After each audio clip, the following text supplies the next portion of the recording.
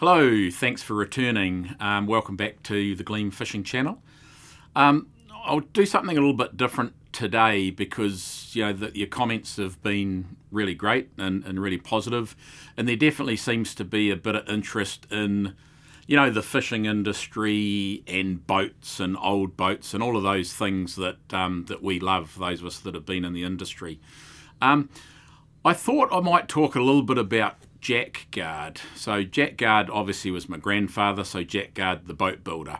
I'm going to take you through a little bit about his life. He had a pretty amazing story, to be fair. They say with Jack Guard he had a boat in every port. To be fair, I can sort of confirm that. There's certainly a few Jack Guard boats in this port. Most ports that I visit through the course of my work with Guard Safety, there's Jack Guard boats in various ports, not just in New Zealand. So I thought what I might do is take you a little bit back through his background, and some of the boats that he's built, because there's been a few. We've got a bit of a list, not an exhaustive list, because we largely couldn't find them all, couldn't remember them all, and unfortunately those in the family have passed that might have that ultimate knowledge. So I'm going to take you through a list, and then I'm going to take you through what I believe and what I recall as the steps for Jack Guard to build a Jack Guard vessel. So these steps will be as I experienced, I guess, as a kid, growing up in the shed and helping with, as I said previously, straightening nails and stacking friggin' timber and sweeping sawdust. Sorry, we've got a plane going over, but that's the thing with real TV. Now, I will have to cheat on this. So we've had some really positive feedback.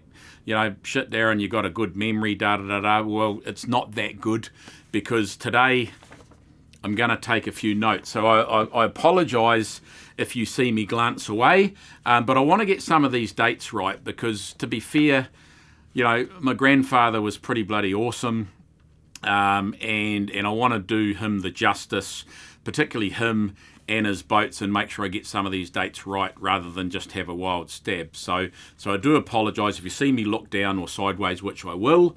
That's just so I can fact check myself. So here we go. So Jack Guard, Stephen Godfrey Guard was actually his name.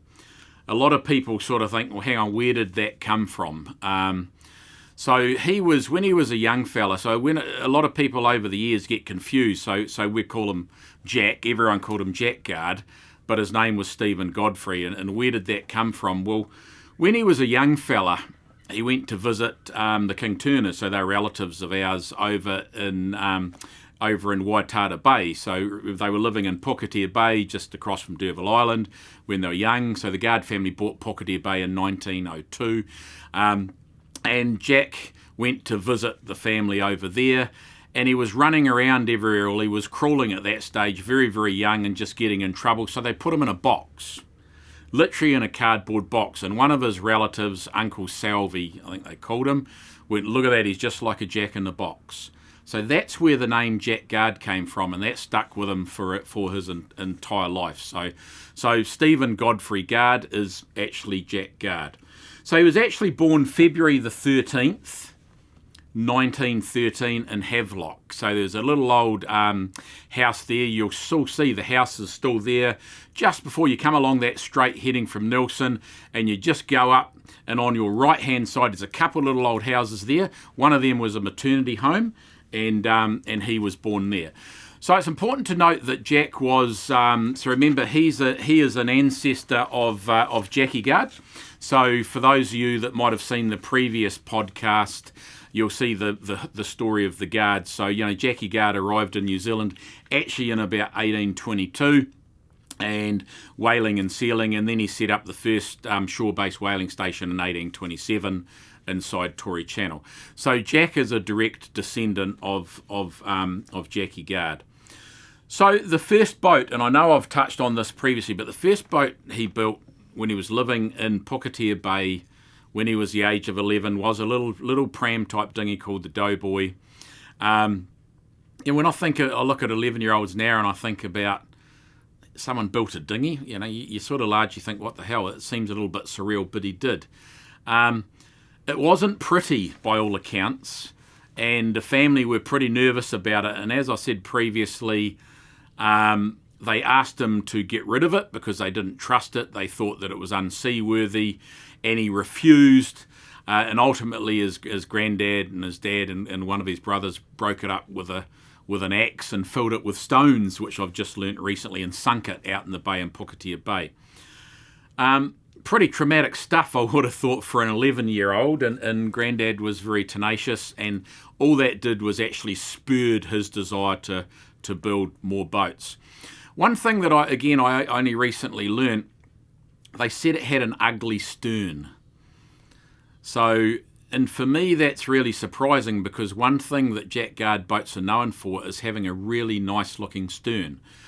Whether it's a transom stern, a counter stern, or whatever it is. But you always look at his boats and look at the stern and the line. So I reckon he took it to heart, being told that the boat had an ugly stern, and he made sure that was a key feature on all of his boats going forward, which largely he did, for sure.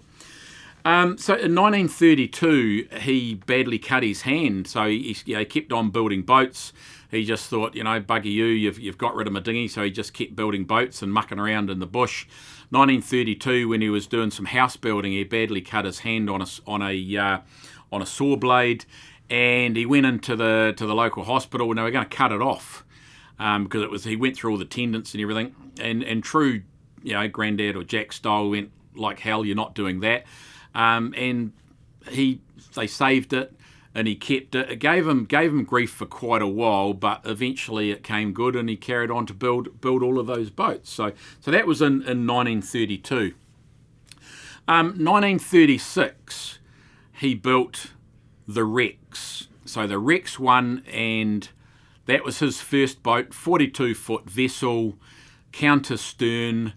Built on the smell of an oily rag, hand-milled timber found locally in and around Pukatea Bay. So got the boat built and just couldn't afford the machinery, the engines and the tanks and the shaft. And he basically headed over to Waitata Bay and actually on to Port Underwood. Took several days to get there to see his rich auntie to ask for a loan. And my understanding, and I have mentioned this in the previous one of the previous podcasts, was she got him building her a dinghy, doing a bit of tawini, cutting the tawini, and a bit of farming and a bit of fishing for 3 weeks, and then she said no. So with that, obviously, you'd be a bit dark about that. He went home and he had to sell it. So he often talked about the Rex, his first. I mean, the Doughboy was his first dinghy, but the Rex was his first real vessel. 42-foot, native timber. And yeah, so 1936, and he had to sell it. So I can only imagine how tough he found that. So not to be beaten, he actually thought, oh well, he kept on fishing and working and farming and doing all those things as he grew up. And then he started the Rex 2. So, and you'll see we've actually put up a photo of the Rex 2, which I recently found. And that was his first vessel he got to finish and own, and that largely opened the horizon, and that was Jack Guard's start of his boat building career. 1938, he got married. So you remember, so he had 14 brothers and sisters, so she's a fair bit of a tribe down at Pukatea Bay. I can only imagine some of the antics that used to happen. I know, like my father Philip and Uncle Chris and John and Rosie and Lola, so they were all Jack Guard's kids. They all grew up in Pukatea Bay, and some of the stories I heard were interesting. One that springs to mind was John Guard, my uncle. He used to take great joy in getting a bit of petrol and rowing out in Pukatea Bay, pouring it all around the dinghy and setting fire to it, just for fun. So you think about some of the play toys and activities our kids do these days, not a lot of health and safety back then. So 41, boat building slowed down. So he was married in 38, to Kathleen Gwen Bradley. So Kathleen G. So you'll notice the last vessel I ran was called the Kathleen G, and that was named after Jack's wife. So 1941, the boat building slowed down a bit, so he focused a bit more on fishing. And he went fishing with a good mate, Don Terry. So you'll probably know the Terrys are still a well-known fishing family and been around D'Urville Island and various places for quite a few years. So, they did a lot of groper fishing up around Karangi and Farewell Spit and things like that. So you just went fishing. Along came the kids, so better get these dates right. Lola in 1939, so Lola Guard, Jack's daughter. John, 1941. Rosie in 1943. Chris in 1945, and my father Philip in 1948. No TV back then or Facebook, so I guess what do you do on those cold nights? You have kids. Hence there was a lot of them. During his time in Puketia Bay, he built quite a few boats, and it would have been bloody hard. You're in the sticks, middle of nowhere. There's no road to drive to Nelson or Havelock or anywhere else, so everything was done by boat. So hard yards, but he managed to forge a sort of a boat building business starting down there. And the first boat is a boat called the Teo. And it turns out it was commissioned by the government in the early 1940s to support the oyster farming and the setup of oyster farming up in Coromandel. Turns out that Grandad tried to have input into add a bit of share into the hull and pretty up the wheelhouse, and he was told, no, this is a government project. You're just a contractor. You just build it. And that was the history of the Teo. So whether she's still around or not, I don't know. So during the 40s and 50s, he built a lot of other boats down in Puketia Bay, including the Dorothy May and the Da Vinci, which you'll see photos of here. So these boats, as with many boats, were built for other people and clients. And then interestingly enough, over the years, Grandad would buy some of these boats back, as he did with the Da Vinci and Dorothy May. And they were the core boats in Guard's Fisheries Nelson Limited, because if you remember, Jack Guard had he did the boat building, and John, myself, and Chris largely did the fishing, although we spent time in the shed for our sins. So he did a lot in the 40s and 50s. Then in the 50s, Jack moved to Nelson. Kids had to go to school, all those sorts of things. I think things were easier, right? So there's a bit of a town going on, easier to get workers and all those sorts of things. Better for the kids. I remember a story where, Dad and that used to say they used to know when the dentist or the district nurse was coming. Apparently every month the dentist would call into all the different bays around the sounds and doctors and bits and pieces, but the kids got a sense of when it was, so they'd go bush. They'd disappear for 24 or 48 hours because the last thing they wanted to do was get poked or prodded by a doctor or dentist. So they bolted.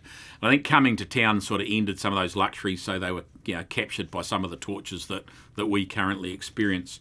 In 54, so Grandad had set up Guard Sea Services at 237 Haven Road, and he bought the Gleam. So the Gleam in 54.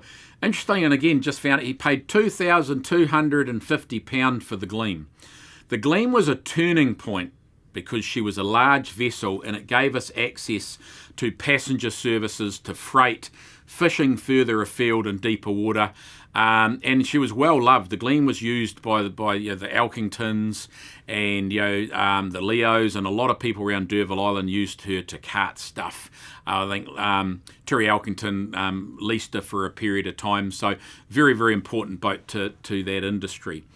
The San Pedro. So the San Pedro was the first vessel built at Guard Sea Services at 237 Haven Road, and she was built for the Italian families in Island Bay. So Grandad built a lot of boats for the Mulos and the Grecos and a lot of the Italian families that still fish today. I think in total he built 10 or 11 of these vessels. So they were quite important repeat clients for Grandad, which I know he valued because those boats are still around.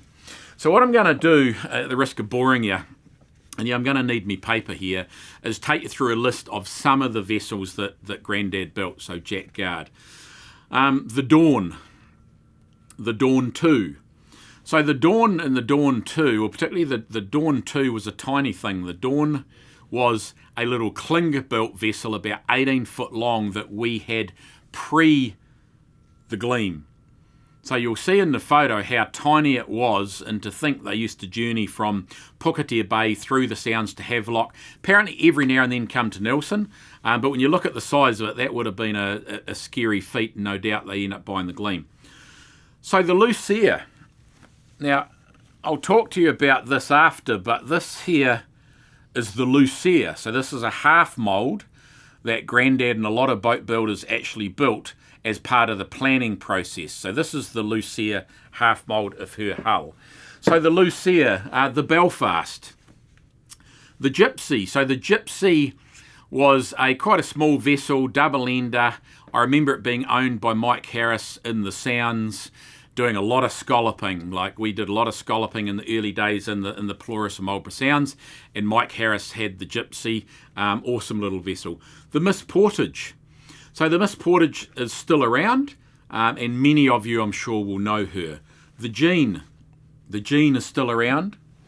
The I'm Alone. So the I'm Alone, here's her half mould.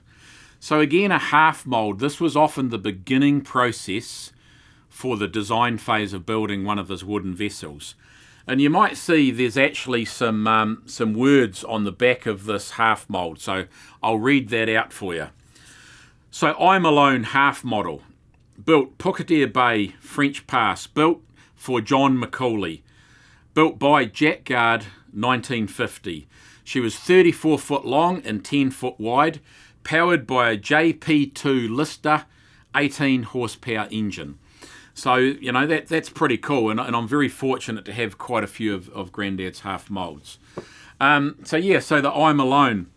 The Jeanette.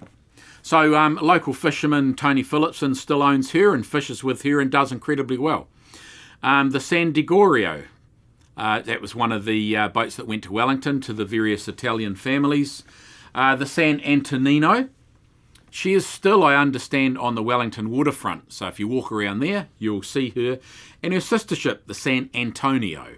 So they were very similar hulls, built for fishing, for groper fishing and drop lining, for the Italian families to fish out of Cook Strait. Destiny G. So I know some of you have seen photos of her.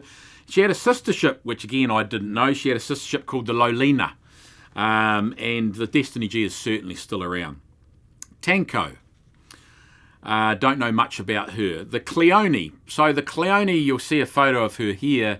We had a lot of photos of her, so there's something special about that boat, no idea, but she was well photographed. The Gazelle. The Aloma. The Dolphin. The Ocean Star. The Morning Star. The Northern Star. Clearly there's a fleet of stars there. The Marina 1 and the Marina 2. Taiho. El Da Vinci. So the El Da Vinci was built before the Da Vinci or Da Vinci. I understand the El Da Vinci was slightly smaller but similar design to the Da Vinci that's currently fishing out of, you'll see her down the Auckland Viaduct. If you go down, you'll see the Da Vinci there, built in the 50s at Pukatea Bay. Coraloo. Coraloo is still a pretty active vessel down the west coast fishing. San Costanza and the Wemay. So as times change, so these you'll notice the common theme with a lot of these vessels, they have what we call the counter stern, so the round stern or the round bum. And that largely really good in following seas and low to the water for long lining and working, things like that, in the Cook Strait and in areas like that. So, but of course, as times changed, fishermen wanted to go further afield. They fished more weather, they needed to carry more fish, etc., etc. So the design started to change. So Grandad started changing the design, and predominantly instead of the round counter stern, you put a flat transom stern, like a lot of modern boats. They've got the flat bum, so to speak. Some of the more modern vessels that he built is the Hunter Valley. So the Hunter Valley is still fishing down the west coast. She's been renamed to the Te Araha. And I guess that's an important point. We don't know the name of a lot of these vessels now. So the names I'm giving you are the names when they were built, but they've changed. Some of these boats have changed hands probably a dozen times, and the names as well. Not sure why, because I'm in our family's a firm believer that changing the name of a vessel from the day she was christened is bad luck. but we'll talk about those bad luck stories some other time. The Billie Jean was another really good fishing vessel down the west coast. Marina and Marina May, sister ships, one a bit larger than the other. The Oceanana. The Oceanana, you'll see, has been converted to a pleasure craft.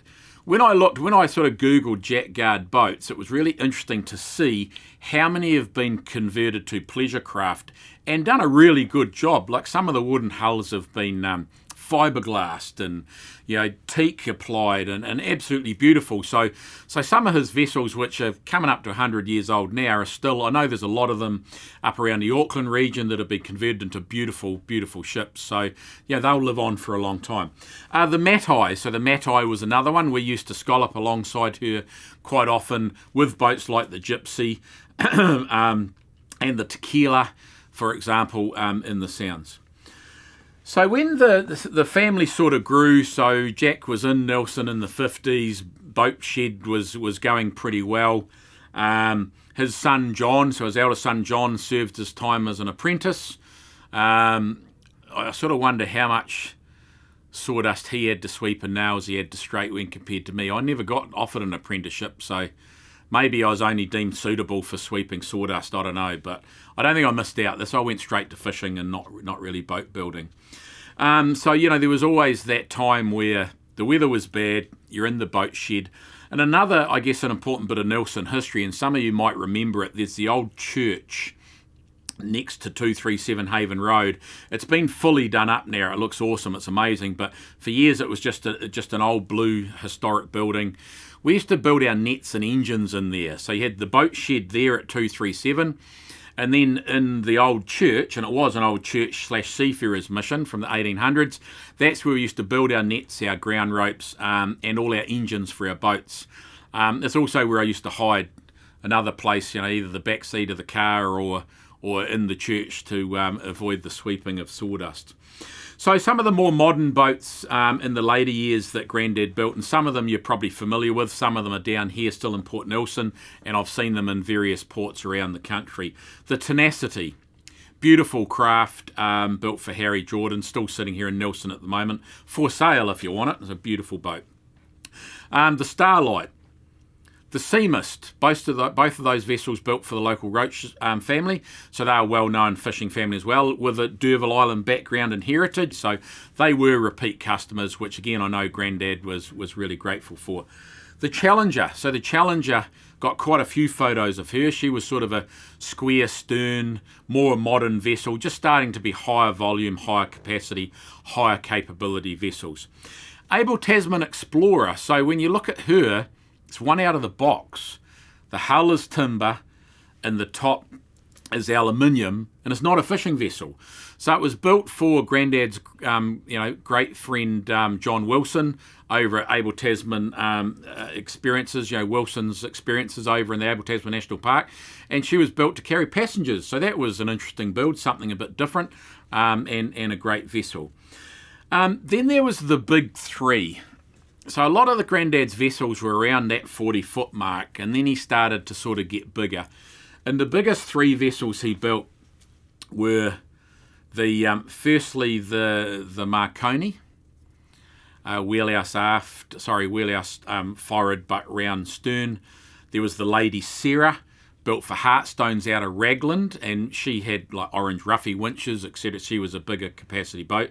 And his largest vessel, the Polaris. So the Polaris, many of you know or may know, is now down, she's owned by Otago University, by the Marine Division, and she is training our future marine, biologists, etc., etc. And she goes further down south to the Southern Islands. They've had her for a number of years, and it's pretty cool to know that Grandad's favourite and largest vessel, being 72 foot, the Polaris, is still actively bringing and supporting people into the fishing and maritime environment. So that's pretty cool. So then in the more modern era, so I guess some of the last boats he built, there was the Three Sisters. So there was the Pursuit. Again, that was built for the Roach family. Then a slightly bigger sister, the Lady Anna, built for Ganymede Enterprises. And then the last of those series, the Kathleen G. So all three of them look very similar. One's just a bit different or slightly improved over the other. And they were some of the last three. And obviously the Kathleen G was built for me. We launched her in 95. And she still fishes here in Nelson, owned by Alan Basley, and he does incredibly well with it. So when it was good, Grandad had up to 17, 18 boat builders in the shed. And he trained a lot of people. So some of you might be aware of Doug Robb. So Doug Robb Boat Builders down south. He did an adult apprenticeship with Jack. So he actually learnt his trade with Jack, which a lot of people don't realise, but I think that's a really, really important piece of history. And another person that did an adult apprenticeship was Andrew Candler. Rest in peace, only recently passed away last year, but Andrew Candler is probably New Zealand's most respected, most renowned surveyor of ships, and he did an adult apprenticeship with Jack Guard in the boat shed. And I remember him. I was a young fella. He was not quite as a young fella, and he was in there. So that's pretty cool. 1960s, boat building got a little bit slower, and he went into partners with B.B. Jones and Son, and they built houses. So he was actually ahead of his times. He was prefabbing frames and houses in the boat shed during the quiet times, and there's a lot of Jack Guard and B.B. Jones and Sons houses around Nelson. So I guess, houses were probably easy to build. They were straight. You didn't have to steam anything. So, largely an easy sideline for him. So Jack's had a lot of clients. We reckon he's had over 100 vessels built. Well, he's built over 100. We don't know the names of all of them. He's also repaired a lot. One thing that we've learnt over the years is that, largely when wood boats meet rocks win. So there's been a lot of repairs of bows and bits and pieces on wooden vessels that have come to grief on beaches or hit rocks. So that was a lot of work for Grandad. But he also built a few boats. I talked about the T.O. There was also the Pearly Shells, and I believe the Northern Star that he didn't actually design, but he did build them. So, he was doing a lot of boats early in the day, where they just build, but mostly he would design. So that's largely it for his list of vessels. But what I sort of thought what I might do now is, for those that are interested, is go through. Now, don't Google or fact check me, for goodness sake, because this is from memory. So I'm going to take you through what I believe his process was to build a boat from A to Z. We'll probably never know, but this is the stuff that I experienced and the family experienced, and I know that these were important steps. First, you'd want to build a boat, which obviously he always wanted to do. Step one was the plans, thinking about, well, what's this going to look? Let's find a client. So you find a client, and then you got to think about the plans. What's it going to look like? And he might do a half mould like this one here we talked about for the magic old I'm Alone. Then we've got a slightly bigger one, the Lucia. So he might do one of these. And effectively what they do is make these out of timber, and then they scale them up so that this is an exact shape of the hull of the Lucia, absolutely precise. And this is, you might not see it, but he's actually scribed where the waterline is. And ironically, that's perfect. He was always good. They would scribe the waterline before the vessel went in the water, and then scale the vessel up to this model, drop it in the water, and bugger me, pretty much 99 times out of 100, the water line was right there. So Harry did it, some sort of witchcraft, I believe. But what he would also do is do the plans. Paper he would use later, but I'm really fortunate to have quite a few of these. Got a box of bits of wood, half moulds and plans. So he would draw the technical details on the bit of wood. So he did that, look, largely for years. He would just do that in his own right. He was a one-man band. He would design, he would approve it, and off he would go. Then, much to his disgust, as years developed, the Marine Department was created, had got involved, so he couldn't approve his own plans anymore. So he would have to submit these plans to the Marine Department so that they would basically give him the tick, and then what he would do, he would start building it. It's quite ironic because I recently met a naval architect, one that worked with him a long time ago, and it was around that time where he first had to start sending plans to naval architects to get the tick. And this naval architect actually recently spoke to me at Andrew Candler's funeral, and he said it was quite funny because the trouble they had was getting the plans from Jack because the postal service wouldn't take a sheet of plywood. So remember, he would do them, this is a small one. This is the smallest one I could find. So they had to come up with all sorts of innovative ways to get half a sheet of plywood or a quarter of a sheet of plywood to the Marine Department. So their naval architects, fresh out of university, which was something that Grandad didn't really enjoy, could actually approve him to build the boat. So, it's quite funny. But one of the other things he used to do was paint. A vessel would leave the shed, and then he would paint the floor white. So the whole floor would be white, and he'd be out with chalk and a pen and a paint pot, and he would mark it like a jigsaw puzzle. So what he would be doing is marking the frames and the different shapes, and marking the keel and marking the stem and all those things. And largely what he would do was then build and shape the timber to those. How he knew, I got no bloody idea, but it was like a giant jigsaw. You talk about a deconstructed sandwich. It was pretty much a deconstructed boat, and then the parts would all come together. So he'd set up, and then what he would do is he would pick up the logs.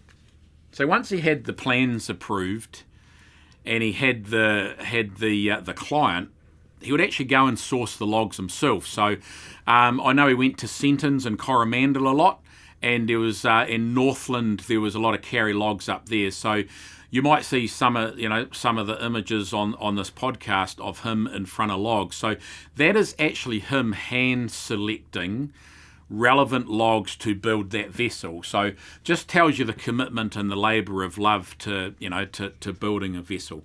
So he'd go and get the logs, and he'd set everything up. Then you'd set up the keel, set up the bow, the transom, and then the frames, and then the stringers, and then the shelf, and then the deck beams, and then of course you'd have to put the ribs in. So the ribs, which are largely made of cherry or red birch, are the little lines that hold the planks to the vessel, and they're largely like a rib on a human, except every single one of those has multiple copper rivets that are hand riveted. So you push a copper nail through, you put a copper rivet like a washer on it, you nip off the end of the nail, and then you sit there with a ball peen hammer for about 5 minutes on each one of these. And each Jack Guard vessel has thousands of these to hold the vessel together to give them the strength. So yeah, I mean, the amazing thing with red birch or cherry birch that they used to use for the ribs, you'd steam it. You had to put it in the steamer. You could almost tie it in a knot. It would get that flexible, and then you'd push it into the shape you needed, and then you would rivet it, and that was it. It would stay there forever and a day. So most of his ribs were cherry birch. Then, of course, you've got all the wiring and the engineering would start. So over the years, Grandad had, he had various engineers involved, and then he would contract it out, and trying to figure out the engines, what capacity do they need, how much power do they need, where's it going to fit, the fuel tanks, how much fuel is it going to need, how much water, and of course you'd have to build the boat allowing for the wiring loom, so all the wiring run behind the walls, etc., etc. So quite a process, quite a jigsaw to put it together, and it would take anywhere from around about 18 months. Your average 50-foot vessel, he would knock them out in about 18 months. Sometimes there'd be two being built at a time, but largely around that 18-month mark from woe to go. So, it was a pretty efficient system. Largely, it doesn't happen these days. Those skills are gone, and of course, you're not allowed to mine native timber, so that's obviously a bit of an issue. One thing I remember, Grandad was always had this weird thing for paint. He loved paint. He wasn't known for the best paint, but he did tell me that one of his regrets was he wanted to set up a paint company. It's bizarre, and many of those, I guess people who've had vessels probably know about Grandad and his special paint mixes, but I remember when he built the Kathleen G, he came to me. I got all the dirty jobs, painting all the Metalex wood preserver inside, all the hand painting, none of the spray nonsense, hand painting the primer and undercoat and all those things. And Grandad says, look, I've made you this special paint for the hull. Put this straight on the timber. This is a primer. I said, yeah, all good. Took me several days, got a good thick coat on. Of course, it was pink. It's just pink primer. I don't know what was in it. Highly toxic. Not a lot of PPE back then, didn't think, but should have when you think about it. So then we painted it. So this was on the launching day. Beautiful coat of white paint over it. Beautiful, the naming. I got a sign writer in to put Kathleen G, all fluent, and awesome looking name. I thought, this is pretty hip. This is pretty cool. First bloody trip in the Cook Strait doing the hokey, hit a bit of weather, and all the paint peeled off. And I remember the embarrassment. First trip, brand new boat, proud as punch, getting next to the wharf to unload. And it looked like I was 100 years old. There was no shiny paint left, just this horrible big pink patches. And I said to Grandad, what's going on here? And he goes, the problem is these modern paints just can't handle. They're not tough enough to stick to generations of paint creation and manufacturing. So, so we ended up having to sandblast the whole friggin' hull, get rid of it all, and put a full system on it. So Grandad loved his paint, which is quite funny. So boat building, it's largely what he did. Some of the other interesting things that he did that many people don't know, he wasn't just a boat builder and a house builder, but I've got a list of some of them here. He was a foundation member of the French Pass Road Board, so he's responsible for getting the roads all around, the French Pass and D'Urville Island. He was a local ranger for internal affairs, which was DOC back then, and he was responsible for the likes of the tuataras, and the bird life on the Trios and Shetwoods and Outer Islands. He served as a board member on the Port Nelson board for a long time. He was a registered surveyor for Lloyd's of London. He was a registered vessel valuer, and he was also, call himself a naval architect.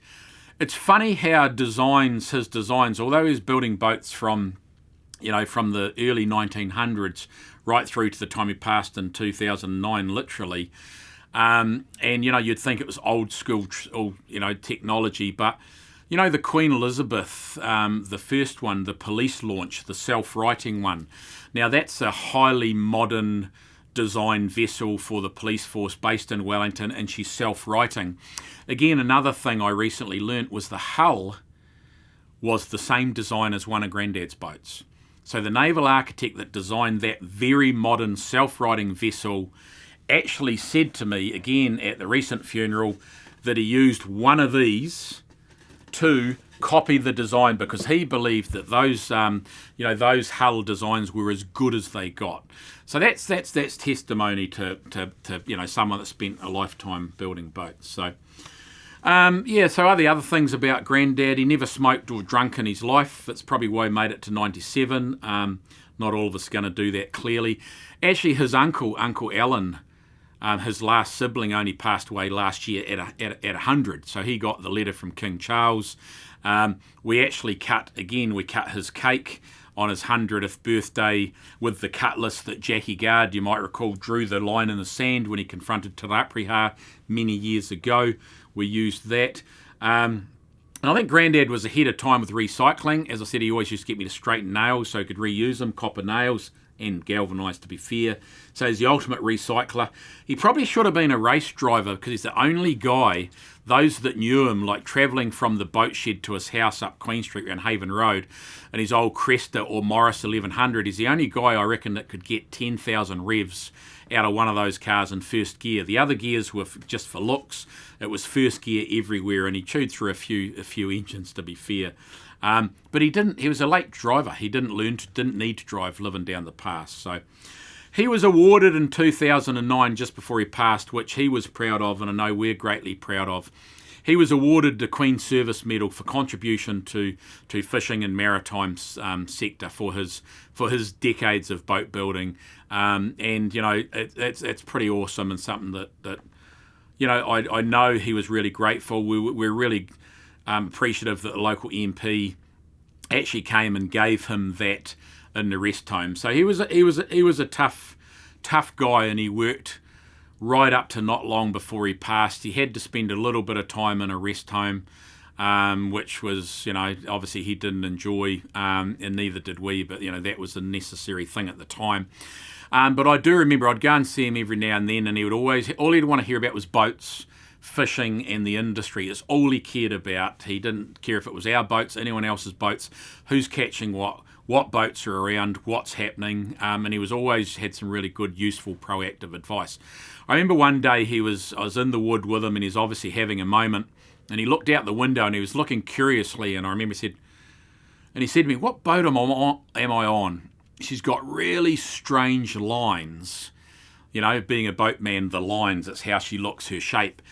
And I sort of said to him, she's the Wood, because that was the name of the rest home. And he goes, yeah, that figures, but very, very strange lines. I wonder who designed her. So, he passed not long after that. So, but I still sort of remember that was one of my last conversations with him. So he passed December 20th, 2009. So, we're grateful to have been brought up with all of that history, and I know many of you still have a Jack Guard boat. You'll see the Jack Guard boat. So what I want to do, so I'm nearly going to wrap up. So he also had a good friend. So I've talked about the fact he's got boats around the country and around the world. He had a good mate, and some of you will know Sam Hunt. So Sam Hunt, the hard case poet, he had a Jack Guard boat, and he absolutely loved it, and he used to go and see Jack Guard all of the time. So look, don't judge me. I'm not a poet, but I actually thought I read this poem out, written by Sam Hunt. I have permission to read this out, and this is written by Sam for Jack Guard, the boat builder. Making It Back by Sam Hunt. I told a man I thought his boats were the best built anywhere. He replied as a son of 14 kids. He was destined to be a boat builder. The oldest took over the farm, the younger ones went fishing. Building boats for this sort of weather, you build 'em tough. Build boats tough for working in the Cook Strait. No doubt they'd make it back in. He'd done his job to do just that. He'd done just that, no more, no less. A matter of time and place, said the boat builder. Son of the Guards, born in the French Pass. No more, he said, no less. Sam Hunt. Thanks for listening. So if you enjoyed this podcast and you want to hear more and more interviews with real fishermen from our real dynamic industry, then please subscribe and look after yourself, and see you next time.